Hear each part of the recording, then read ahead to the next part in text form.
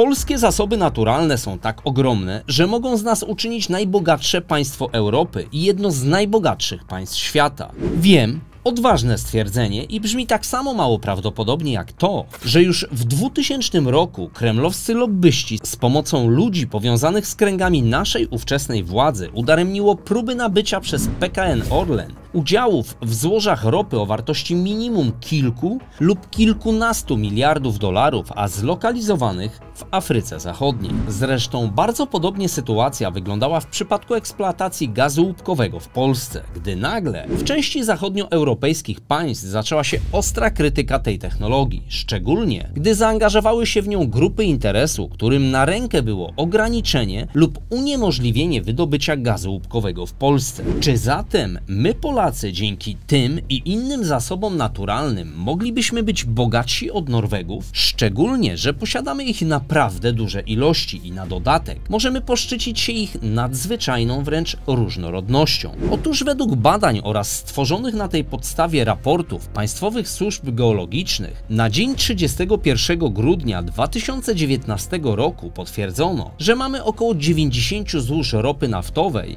i ponad 300 złóż gazu ziemnego.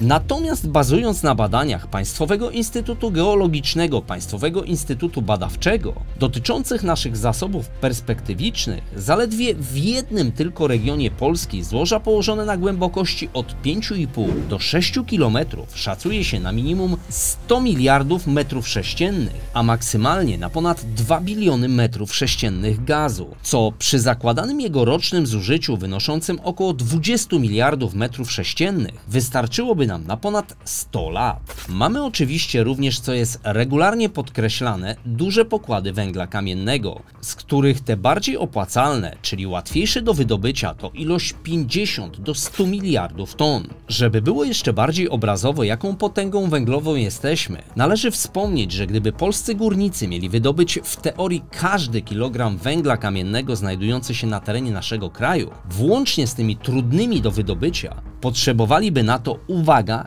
kilkuset lat, czyli tak teoretycznie circa about 500 do 600 wiosen. Ale tu ostudzę coś niecoś tą euforię. Takich realnie dostępnych pokładów, łatwiejszych do wydobycia, mamy spokojnie na 50 do nawet 100 lat. Choć są i tacy, którzy jeszcze niedawno twierdzili, iż mamy węgla na 200 lat. Wszystko dzieje się w kraju, który ma 90% europejskich złóż węgla, który ma tego węgla, jak mówią eksperci, do wydobycia jeszcze na 200 lat. Wracając natomiast do wspomnianej różnorodności posiadanych surowców, to na przykład perspektywiczne złoża metali na Suwalszczyźnie według wielu ekspertów do spraw geologii mogą sięgać ponad 300 milionów ton czystego żelaza, prawie 100 milionów ton tytanu i około 14 milionów ton wanadu. Tak, wiem, wydaje się to być zbyt piękne, żeby mogło być prawdziwe, a jednak, co najistotniejsze, te informacje są udokumentowanymi danymi Państwowego Instytutu Geologicznego, Państwowego Instytutu Badawczego.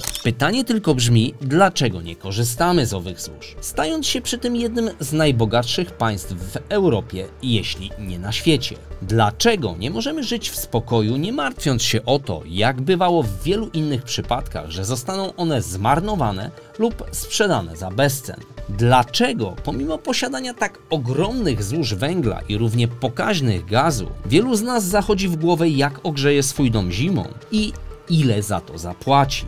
Na te i inne pytania postaramy się odpowiedzieć w dzisiejszym filmie. Zanim jednak przejdziemy do sedna, dziękuję za wszystkie Wasze wspaniałe i budujące komentarze, będące wręcz kopalnią surowca zwanego motywacją, a także wsparciem dla dalszej pracy dla mnie i całego mojego zespołu. Dziękujemy także za łapki w górę, subskrypcje z dzwoneczkiem, jakie zostawiacie. To właśnie one sprawiają, że film taki jak ten trafia do jak największej liczby odbiorców. Dzięki Wam wielu Polaków dowie się, jak wiele bogactw skrywa nasza ojczyzna oraz jak mało wybierani przez nas rządzący bez względu na opcję polityczną zrobili dla nas Polaków, aby te ogromne ilości surowców służyły głównie nam, a nie obcemu kapitałowi i jego lobbystom. Polecam Wam również ściągnięcie darmowej wersji naszej mobilki Mablord, polskiej gry multiplayer, dzięki której, tak jak i dzięki naszej planszówce, możecie posiąść wszystkie zasoby Europy lub świata, zanim ktoś zrobi to za Was. Nie bijąc dużej piany, bierzemy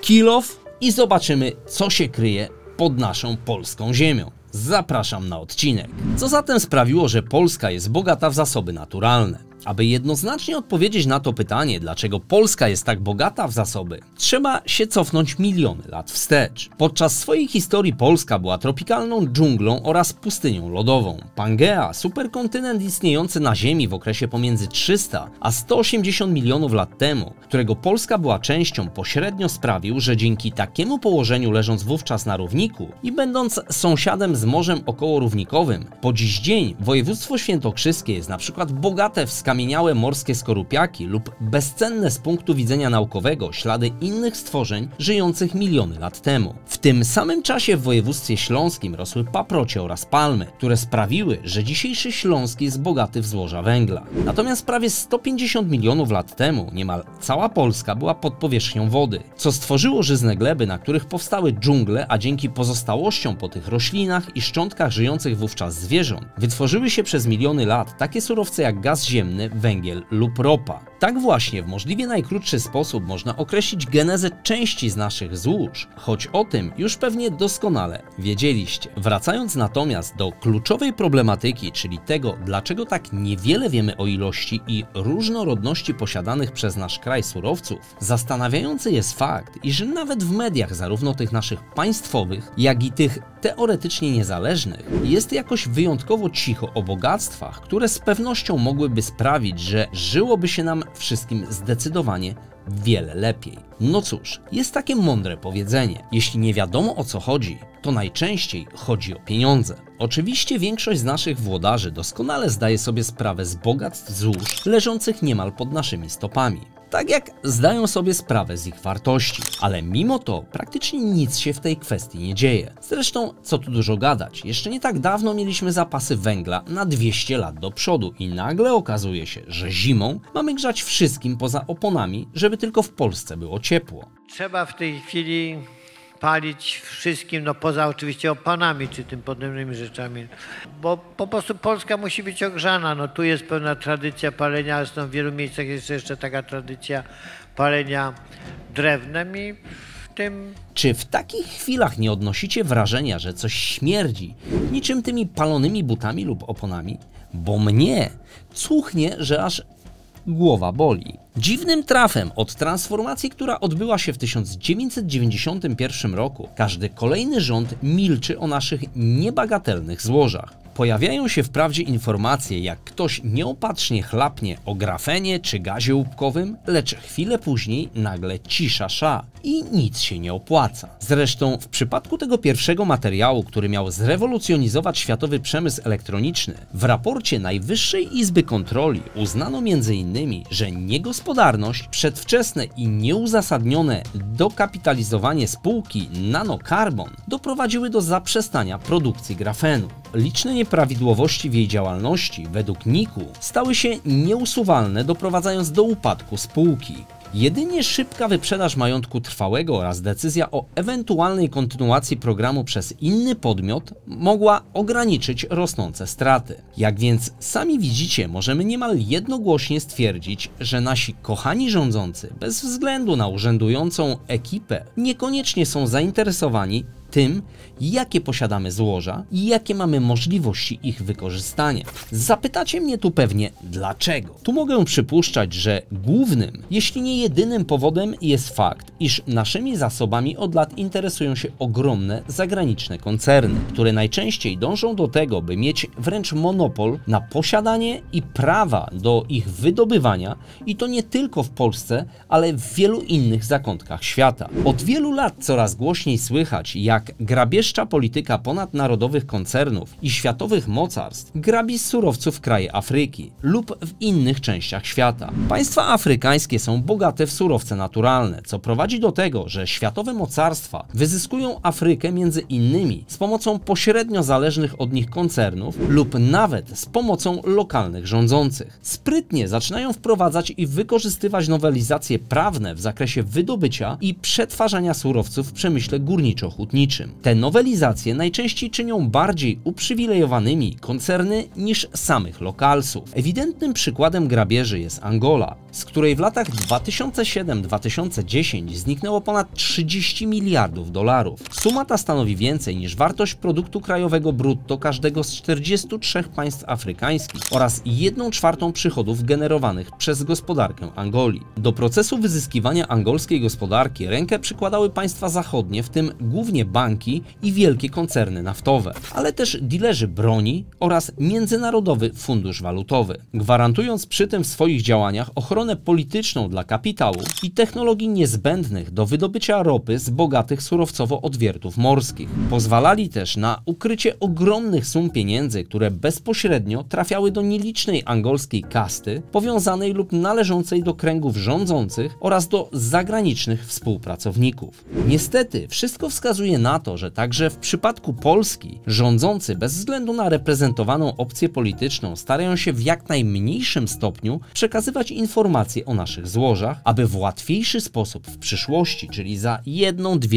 lub 3 dekady, oddać w dużej mierze kontrolę nad naszymi surowcami ogromnym zagranicznym korporacjom, pozbawiając tym samym nas, Polaków, tego, co należy do nas od wieków. Zgodnie z prawem geologicznym i górniczym, tak zwane złoża strategiczne, czyli m.in. węgla kamiennego, brunatnego, kamieni szlachetnych, pierwiastków promieniotwórczych, siarki, soli i solanek, gipsu, bez względu na miejsce ich występowania, są objęte własnością górniczą, czyli de facto ich właścicielem jest Skarb Państwa. I nawet kiedy uzyskana zostanie koncesja na ich wydobycie, to ze względu na skomplikowane przepisy i tak może ona zostać cofnięta bądź zablokowana. Dlaczego my, Polacy, w sprawie złóż surowców lub tego, co po prostu kryje grunt do nas należący, nie możemy mieć praw jak w krajach arabskich bądź Ameryce, gdzie do właściciela ziemi należą również złoża w tym gruncie? Dlaczego w wielu krajach na świecie nie tylko złoża, ale nawet skarby mające wartość historyczną mogą być zbywane przy zachowaniu odpowiednich przepisów przez ich znalazcę, bądź odkrywcę, nie kolidując przy tym z obowiązującym tam prawem? Odpowiedzcie sobie sami, bo ja od siebie mogę jedynie dodać, że to, co u nas ma miejsce przez lata w tej kwestii jako prawo dotyczące takich dóbr i wprowadzane do niego kolejne nowelizacje przepisów zmierzały i zmierzają do tego, aby wyeliminować obywatela jako potencjalnego beneficjenta możliwych profitów lub doprowadzenie do tego, aby były one tak znikome, że dosłownie stanowią ułamek prawdziwej wartości, jaką moglibyśmy za nie uzyskać. Co powinno jeszcze bardziej nas martwić, to to, iż kompletnie nic nie mówi się o tym, że kiedykolwiek te przepisy ulegną zmianie na naszą korzyść. I nawet pomimo tego, że po historycznej transformacji Polską rządziło naprawdę wiele osób, mieliśmy kilku prezydentów wywodzących się z różnych ugrupowań politycznych, tak jak i kilkunastu premierów oraz setki ministrów i właściwie żadna z tych osób nie zrobiła kompletnie nic, aby zwiększyć wydobycie naszych zasobów naturalnych lub zmienić przepisy ich dotyczące tak, aby nam wszystkim żyło się lepiej.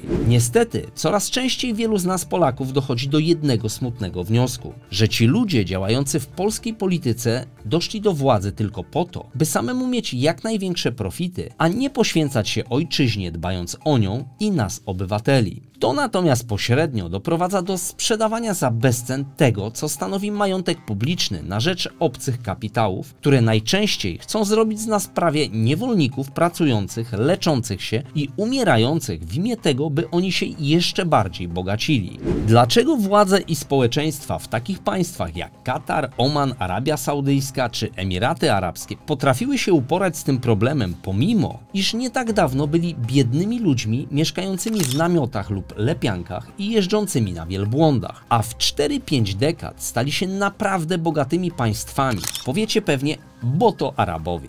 Nie, bo europejska Norwegia też potrafiła sobie dać z tym radę. Aktualnie nawet politycy Guajany coraz mocniej naciskają na konsorcja naftowe, którym przewodzi amerykański ExxonMobil, by zmusić operatorów naftowych działających w kraju do pokrycia wszelkich kosztów środowiskowych związanych z wydobywaniem na ich terenach ropy i likwidacją nieczynnych platform naftowych. Tamtejsze władze robią wszystko, by ich kraj był w stanie pogodzić boom naftowy z możliwie największą poprawą życia swoich obywateli i ochroną środowiska. Zrozumiałe jest, że jeśli nie ma się samemu stosownych technologii, to można eksploatować bogate złoża cudzymi rękami i sprzętem, ale pod jednym warunkiem, że lwia część zysków z tego tytułu zostanie w państwie i dla obywateli tego kraju, który jest właścicielem owych naturalnych bogactw. Zatem, jak sami widzicie, odpowiedź może być prosta, tylko we właściwym momencie trzeba powiedzieć dość wyzyskowi i nie dać się wykorzystywać obcym państwom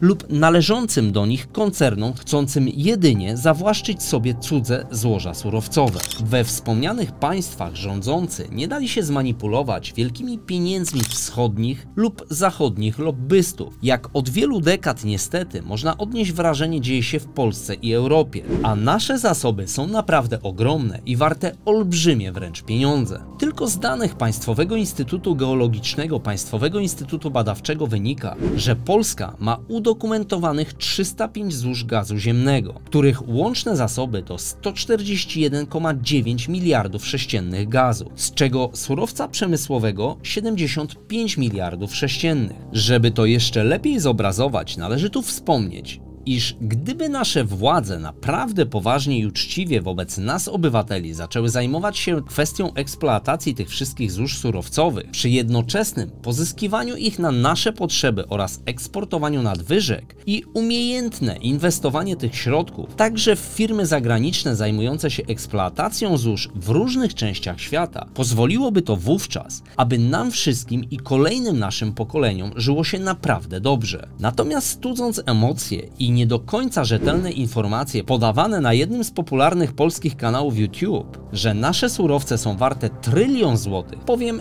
to tak, owszem, mogą być bardzo duże, patrząc z punktu widzenia danych perspektywicznych. Mogą mieć ogromną wręcz wartość, lecz ważniejsze obecnie jest odpowiednie wykorzystanie tych dobrze udokumentowanych, właściwa nowelizacja przepisów dotyczących możliwości wydobycia tych surowców oraz sukcesywna i umiejętna ich eksploatacja, połączona z mądrym inwestowaniem takich pieniędzy, tworząc na przykład fundusz na wzór tego norweskiego, który może zapewnić dostatek także przyszłym pokoleniom. Co ciekawe, w przypadku Norwegii, nawet w tych trudnych dla gospodarki światowej czasach, wynosi on około 12 miliardów koron norweskich i należy do niego prawie 1,5% akcji spółek z różnych części świata, w tym także tych polskich. My niestety nie żyjemy na poziomie Norwegów i szczerze mówiąc nie wiem, kiedy żyć będziemy. Zapytacie pewnie dlaczego? Przykra odpowiedź nasuwa się sama, bo nasi rządzący najczęściej mają nas w swoich 4 literach, szczególnie wtedy, kiedy siedzą u koryta. Tym bardziej nie wydają się dziwne obecne problemy surowcowe, które stały się wręcz szczytem nonszalancji lub dosadniej, bezczelnego wręcz tupetu ze strony naszych rządzących, skoro pomimo posiadania na terytorium naszego państwa bez mała 90%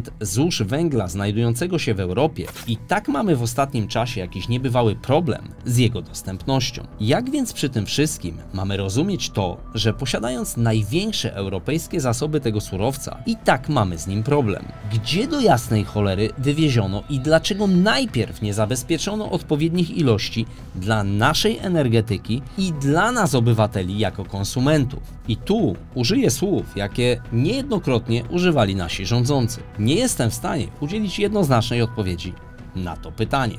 Niestety, kolejnym dowodem świadczącym o tym, że ktoś za wszelką cenę chce nas pozbawić tego, co nam jako narodowi się należy, jest kwestia mocno nagłaśniana jeszcze kilka lat temu, a dotycząca gazu łupkowego w Polsce, którego pokładami zainteresowały się amerykańskie koncerny paliwowe. Dzięki temu mieliśmy się stać drugą Arabią Saudyjską, ale niestety nic z tego nie wyszło.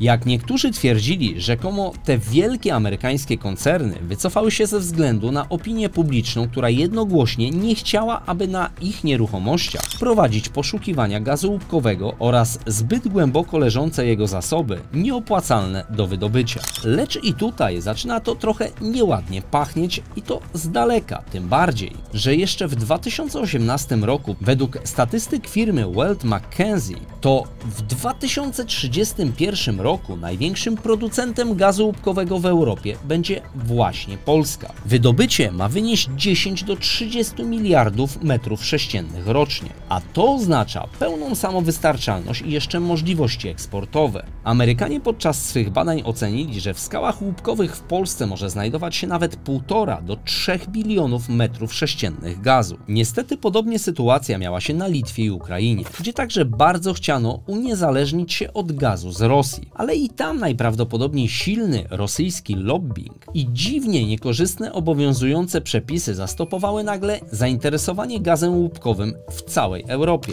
Natomiast w Polsce zachodnie koncerny przyszły, dokonały kilkudziesięciu odwiertów potwierdzając obecność gazu, a oprócz gazu tak przy okazji również znacznej ilości pierwiastków ziem rzadkich z grupy lantanowców. Ale nie wszyscy byli aż tak naiwni bądź poddatni na lobbystów, ponieważ najlepiej na łupkach wyszli Estończycy, którzy jako narodowa firma energetyczna Isti Energy kupili amerykańską firmę z branży łupkowej. Dzięki temu stali się właścicielami amerykańskich złóż gazu i ropy z łupków. Dlatego stwierdzenia niektórych, że obecne połączenie Orlenu, gdzie Skarb Państwa ma w tej spółce ponad 30% akcji, a PGNiG, gdzie posiadaczem jest 71% udziałów, to dzięki tej fuzji Polska stanie się najprawdopodobniej posiadaczem pakietu kontrolnego z ponad 50% udziałem w akcjach. W multienergetycznym koncernie, mającym duże znaczenie nawet w skali światowej. Łączymy firmy regulacyjne z firmami, które są odporne na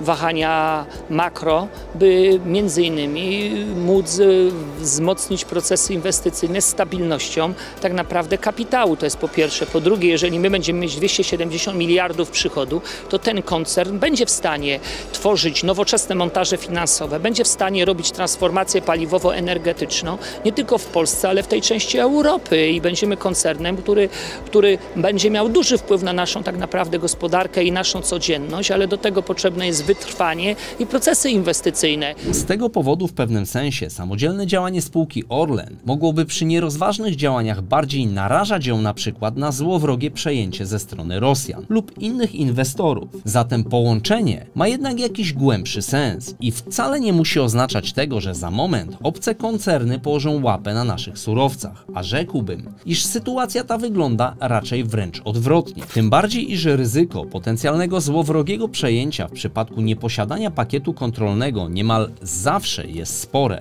Miało to miejsce w latach 2012-2014, kiedy Rosjanie próbowali dokonać takiej operacji na Azotach Tarnów, a następnie całej grupy Azoty, czyli największych podmiotów w polskiej branży chemicznej, co ostatecznie im się nie udało dzięki podjętym wtedy krokom poprzedniej ekipy rządzącej. Oczywiście analizując ten temat, nie możemy zapomnieć o paliwie przyszłości, czyli wodorze, wyjątkowo czystym środkiem pozyskiwania energii, który w przypadku spalania z czystym tlenem jako produkt uboczny emituje tylko wodę, a płomień jest prawie niewidoczny, lecz bardzo efektywny energetycznie. Wartość opałowa wodoru jest bardzo wysoka i wynosi 120 MJ na kilogram. Dla porównania, węgiel to 25 MJ na kilogram, benzyna 47 MJ na kilogram, a sam wodór uzyskuje się w dużej mierze właśnie z węgla, którego mamy ponoć na kilkaset lat do przodu. I żeby było jeszcze ciekawiej, to im głębiej jest położony węgiel, tym łatwiej jest wydobyć energię pochodzącą z tego surowca. Lecz tu w szczegóły techniczne nie będę się zagłębiał, bo materiał byłby jeszcze dłuższy i komuś by się przysnęło, jak mnie podczas niektórych wykładów na studiach. Dopowiem jedynie, że jak twierdzą eksperci z tej dziedziny, ogrzewanie domów wodorem jest na przykład tańszym sposobem niż poprzez odnawialne źródła energii, a prąd produkowany przy jego użyciu mógłby być nawet 10 razy tańszy. Natomiast szacunkowo z samych potwierdzonych złóż w Polsce możemy uzyskać ponad 200 bilionów metrów sześciennych wodoru, wykorzystując przy tym również te słabo dostępne do wydobycia pokłady węgla. Co także może Was zaciekawić, sprawą wodoru od jakiegoś czasu bardzo poważnie zainteresował się właśnie Orlen, który intensyfikuje inwestycje w projekty wodorowe. Podsumowując dzisiejszy materiał, czy zatem my, zwykli ludzie, obywatele tego kraju, posiadającego tak ogromne dobra skupione w ziemiach stanowiących naszą ojczyznę, możemy coś zmienić i sprawić, by wreszcie zaczęły one być wykorzystywane dla naszego wspólnego dobra? Pozornie nie możemy zbyt wiele jako jednostki, lecz to tylko pozory, ponieważ budując świadomość ludzką o tym, co posiadamy, informując ludzi, jak ziemia pod naszymi nogami skrywa bogactwo, już coś robimy, co w dłuższej perspektywie może przynieść pozytywne i wymierne skutki. Z biegiem czasu może wspólnymi siłami my Polacy coś zmienimy, bo dzięki naszym zasobom naturalnym moglibyśmy być bogatsi nawet od Norwegów, żyć godniej i bardziej bezstresowo, otrzymując od państwa lepszą bezpłatną służbę zdrowia, lepszą bezpłatną edukację, lepszy transport publiczny i nasze życie generalnie mogłoby się zmienić na korzyść również w wielu innych aspektach. Konkludując, jak z pewnością mogliście sami zauważyć, Polska ma naprawdę olbrzymi potencjał surowcowy, który może z nas uczynić potężne państwo. Jednak i my, obywatele, musimy o to zadbać. Ważne jest, abyśmy byli świadomi, ile faktycznie bogactw poza bajkowymi trylionami i złotym pociągiem drzemie pod naszymi stopami. Sam jestem ciekaw waszych spostrzeżeń na ten temat. Czy byliście świadomi, jak potężne ilości surowców skrywa Polska oraz jak ich wydobycie mogłoby zmienić nasze życie na lepsze? Napiszcie proszę wasze komentarze na ten temat i jak zwykle chętnie się z nimi zapoznam, bo przecież interakcja z wami to podstawa. A jeżeli chcecie więcej wiarygodnych informacji na temat fuzji Orlenu z PGNiG, wskoczcie na kanał mojego syna Globalista i obejrzcie ostatni odcinek. Dziękuję za dziś, nie zabieram więcej czasu, kto może niech lajkuje, subuje, udostępnia, żeby każdy Polak miał świadomość, jak wiele posiadamy i by nikt bezkarnie nie mógł odebrać nam tego, co do nas należy. Trzymajcie się, cześć i do następnego materiału. Hej!